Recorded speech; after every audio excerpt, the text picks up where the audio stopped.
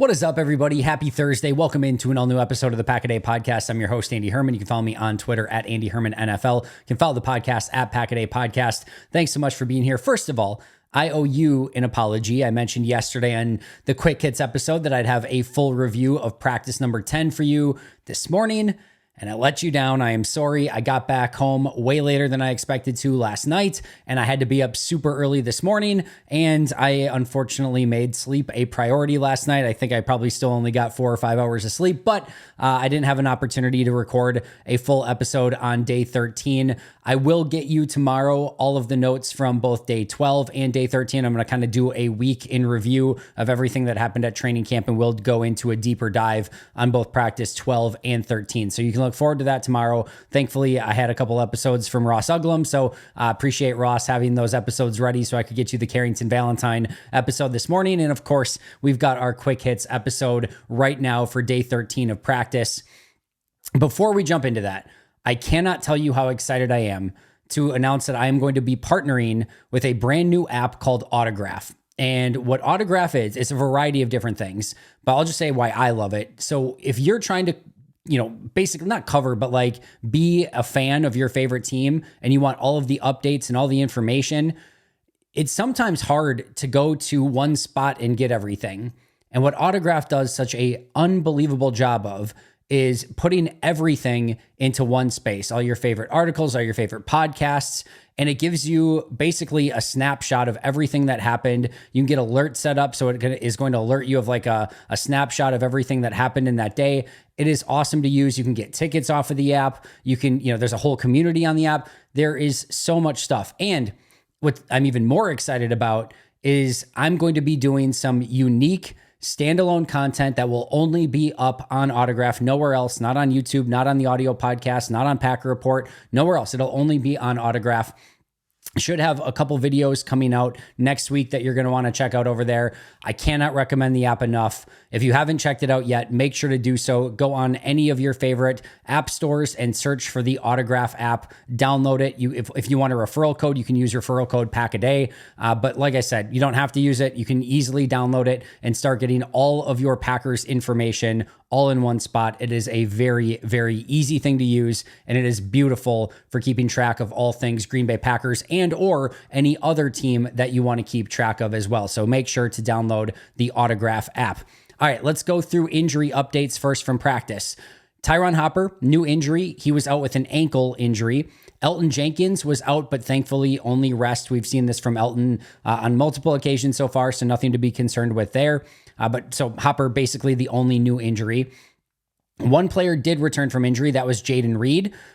He was back practicing, even did teamwork, so a great sign there.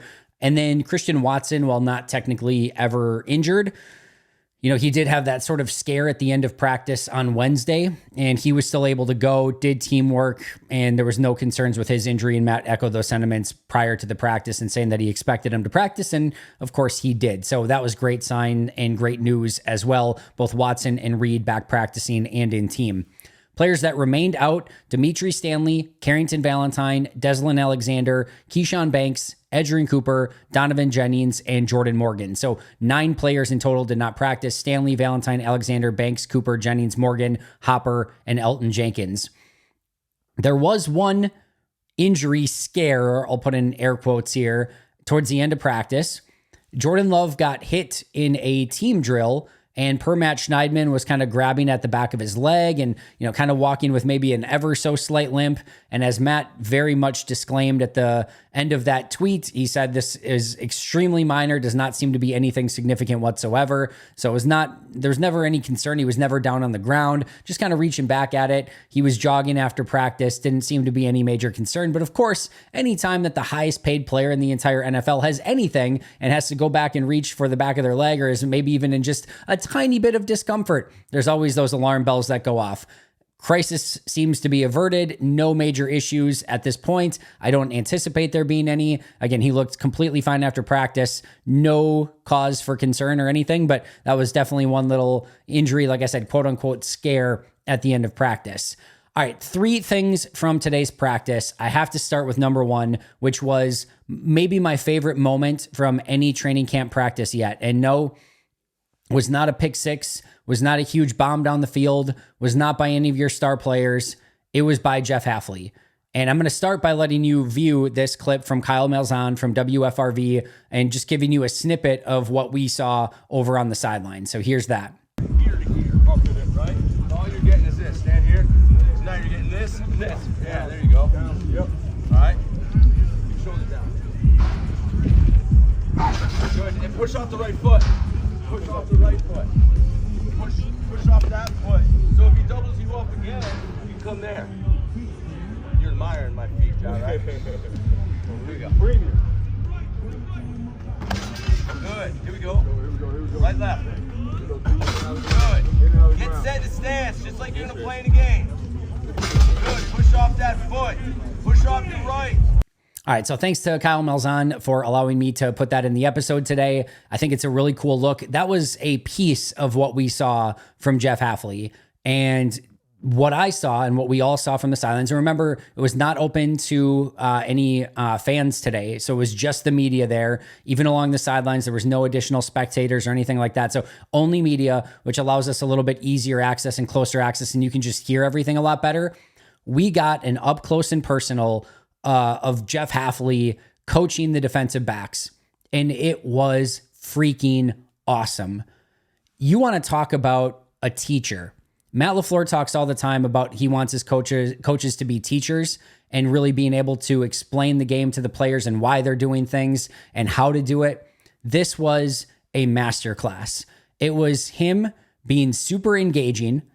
It was him being super understanding the technical aspects of it and being able to regurgitate that to the players to make sure that they understood it, showing them, and again, making sure that they understood when and why they would do exactly what they were doing and what he was teaching them. But there was one thing in particular that I loved more than anything. Jah did it and it wasn't exactly right. And he brought Jah over individually. He did this with a few other players. This is not an indictment of Jah by any means. He did this for a variety of different players. In fact, Jah was awesome at it. It was you can see in the clip just before, like his foot quickness is unbelievable off the charts. Like Jah is special. But I won't even say Jah did it wrong. Just Jah did it different. And so he calls Jah over. I'm not specifically supposed to kind of go over quotes here, so I'm not going to do anything crazy here. But what I'll tell you is that he understood that Jah plays corner a bit differently than most corners. And he said, he was basically telling him, I know you do this. And he's like, here's how you do this same technique, but with the style that you play. And he's like, I've coached all different corners with all different styles. I know you do this. Here's how you would do it with your style. So the fact that it is not a one size fits all, it is not Jeff Hafley going to Jah and saying, you have to do it my way, that he recognized that Jah does his back pedal and his footwork slightly different than some of the other corners. He's not going to strip him of that. He's not going to make it so that Jah has to completely relearn his footwork or do something crazy. He's going to teach him how he can incorporate the same concept within his footwork pattern. And then it was the beautiful thing was he was starting to show him, and Jah just did it naturally. And he's like, there you go. You've got it. And it was just and then it clicked for Jah, and it was perfect. And the other thing too, just a beautiful thing for Jah is him just taking this coach. You can tell sometimes, with veteran players where maybe they're not as ingrained or care quite as much about the coaching. I think first it just goes to show how engaging and conversational and easy, to receive coaching from that Jeff Hafley is. But Jah too, credit to him, he is laser focused on every single word that Jeff Hafley is saying, understanding it, incorporating it, and making sure he gets it down.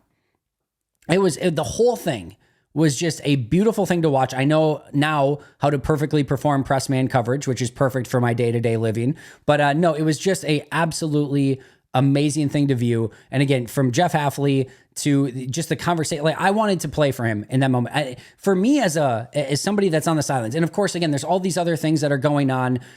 I'm a football nerd. I'm a football junkie. I get it. I could have sat there and listen to Jeff Hafley coach defensive backs for, a decade. It was so engaging. I was Every single word he was saying, I was attached. And you could tell the players had the exact same experience where they were really latching on to everything he was coaching. And that is sometimes a rare trait to get that level of engagement from your players.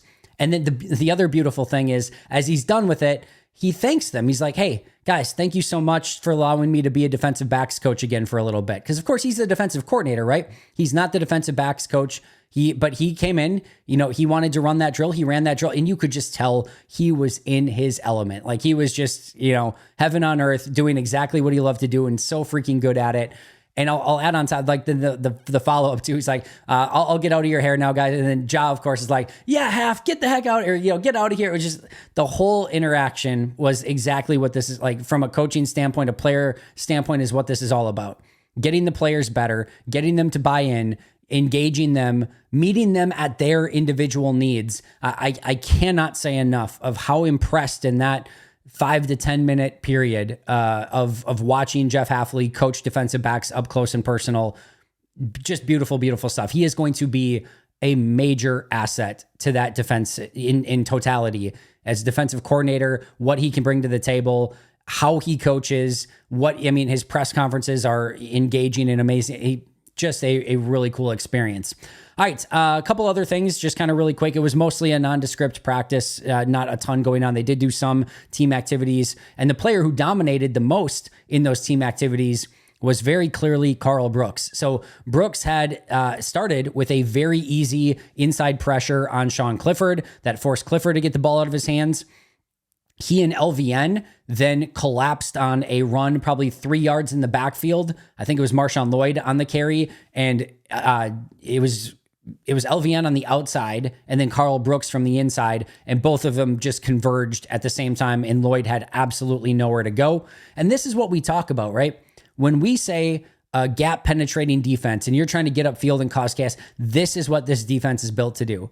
And yes, sometimes you might get over aggressive. Sometimes you get a bit more upfield. You might be more susceptible to some draws and some screens and things like that, which they have not been so far in practice. They've been all over that stuff. But if you're going to get some teams into some second and longs and third and longs because you're going to make those sort of plays, and you have guys like Karl Brooks and Devontae Wyatt, like we saw yesterday, LVN, Brenton Cox, who has had a really nice couple days of practice, Rashawn Gary, all these guys that can get in the backfield and cause chaos, man, does it have the opportunity to be super annoying for opposing offenses.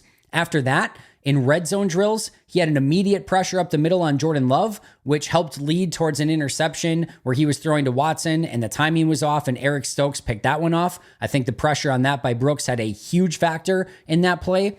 And then he had an immediate pressure on Love after that in red zone where Love had to get the ball out quick. It ended up being a play that was not going to get caught. Now, the offense got bailed out by a pass interference penalty. LVN actually dropped in coverage on that play to go cover Ben Sims. He pass interfered. He didn't need to. It was going to be incomplete anyway, but they got bailed out on that play. But still, a awesome pressure by Karl Brooks on that one. So that was just a huge day from him. Two easy pressures, a pressure that led to a pick, and then a huge tackle for loss in the backfield.